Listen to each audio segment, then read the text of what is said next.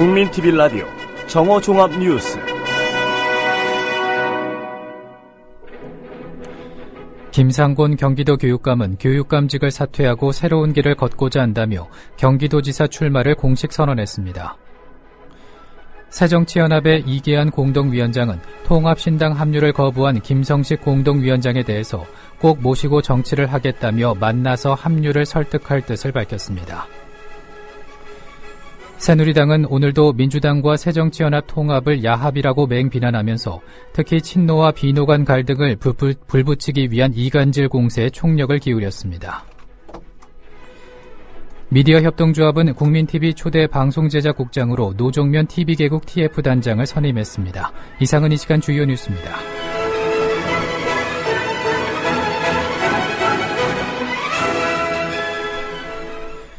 국민TV 라디오 정오종합뉴스입니다.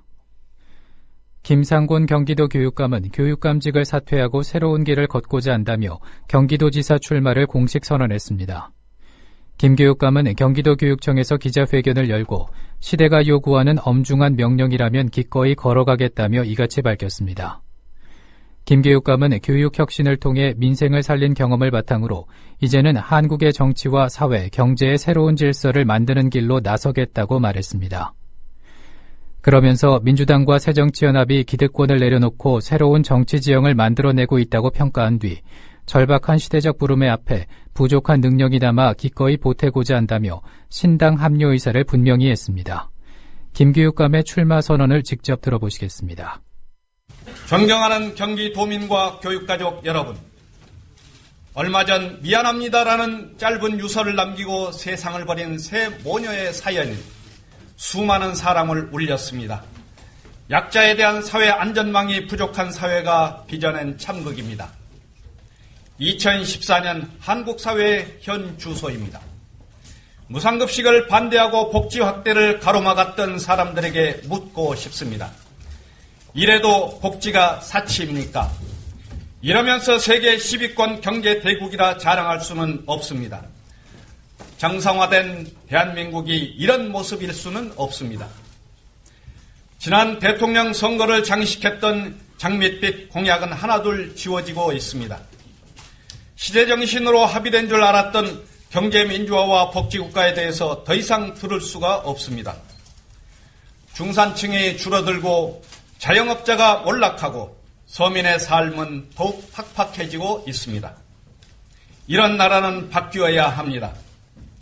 민주당과 새정치연합이 스스로 기득권을 내려놓고 가치 통합에 기초하여 새로운 정치 지형을 만들어냄으로써 국민의 가슴에 희망의 불씨를 지펴내고 있습니다. 나아가 시민사회와 함께 역사의 큰 물줄기를 바꿔내야 합니다. 저 또한 절박한 시대적 부름 앞에 저의 부족한 능력이나마 기꺼이 보태고자 합니다. 새정치연합의 이계한 공동위원장은 통합신당 합류를 거부한 김성식 공동위원장에 대해서 꼭 모시고 정치를 하겠다며 만나서 합류를 설득할 뜻을 밝혔습니다. 이계한 위원장은 국민TV 라디오 조상훈의 뉴스바와의 인터뷰에서 김성식 위원장은 정말 같이 하고 싶은 정치인이고 독자적 정치 세력화에 열망이 있는 분이기에 이번 결정에 여러 가지 소가리를 할 것이고 시간이 필요할 것이라고 말했습니다.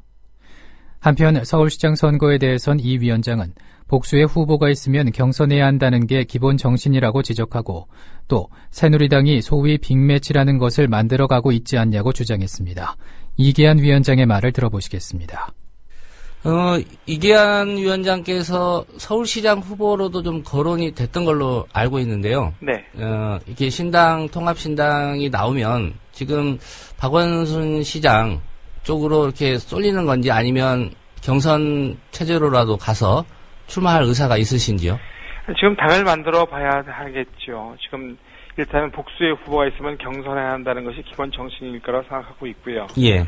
특히 이제 우리가 상대해야 될 새누리당이 소위 말해서 빅매치라는 것을 지금 만들어 가고 있지 않습니까? 일종의 이제 컨벤션 효과를 지금 노리고 있는 거죠. 그렇죠. 그런데 그런 것까지 감안한다고 그러면 우리가 어떻게 해서 대응할 것인가 하는 전략적인 것도 있을 거라고 생각합니다. 예. 그러니까 그런 과정 속에서 저도 개인적인 어떠한 그 의견을 얘기할 기회도 있을 것이고 당에서도 정식적인 판단을 할 거라고 생각합니다. 예.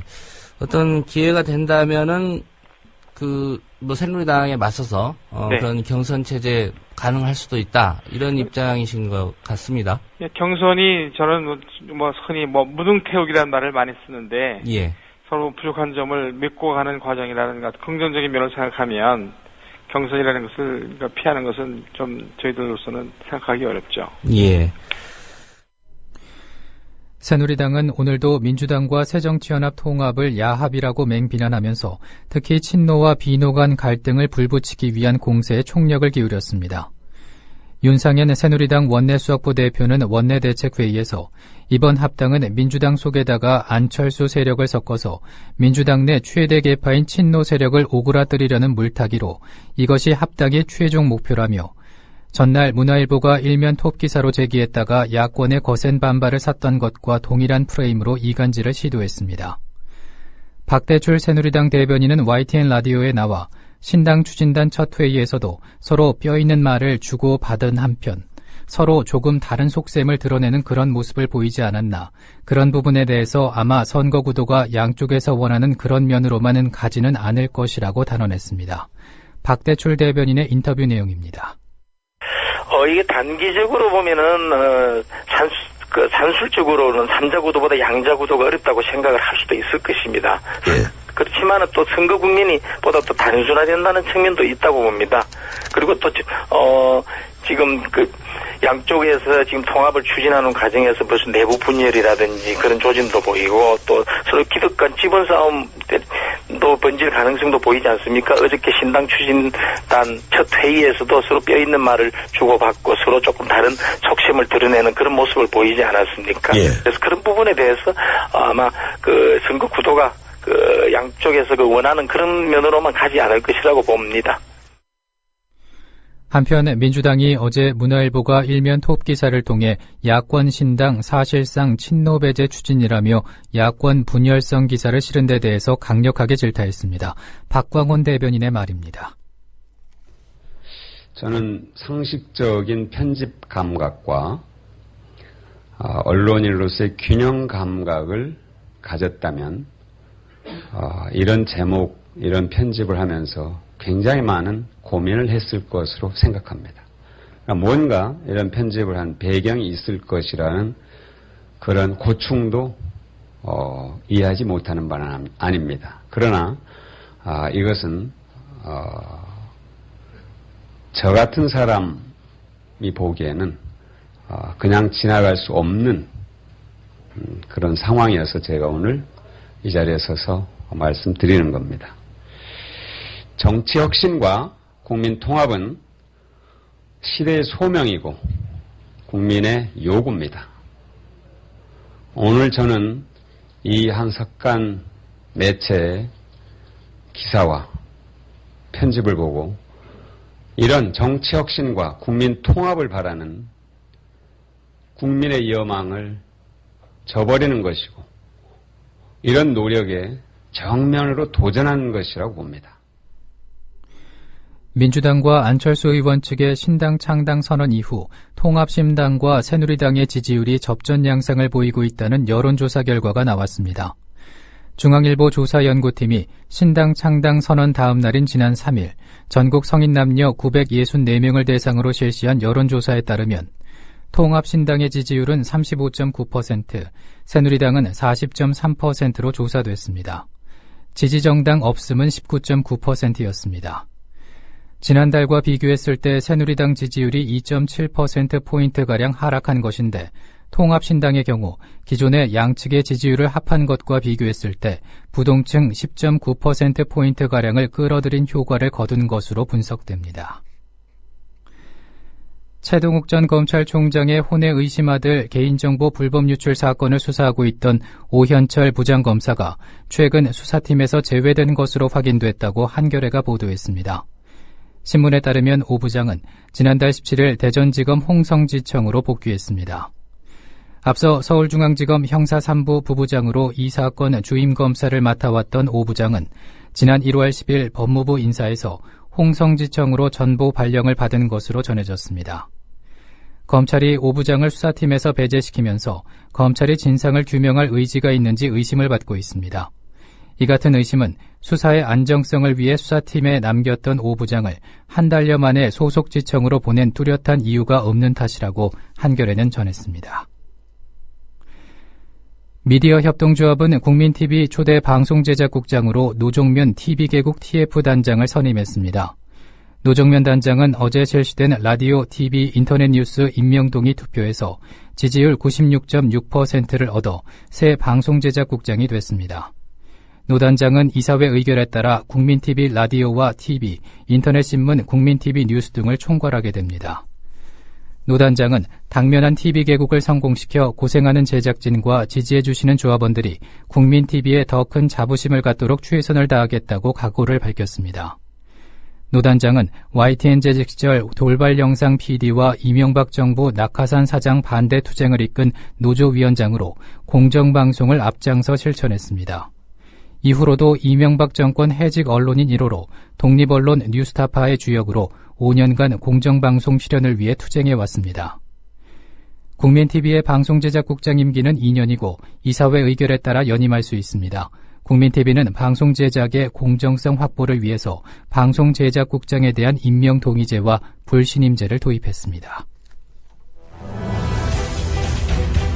진실을 호도하지 않고 논점을 이탈하지 않는 공정뉴스. 국민TV 라디오 뉴스의 꿈입니다. 지금은 정오 종합뉴스와 함께하고 계십니다.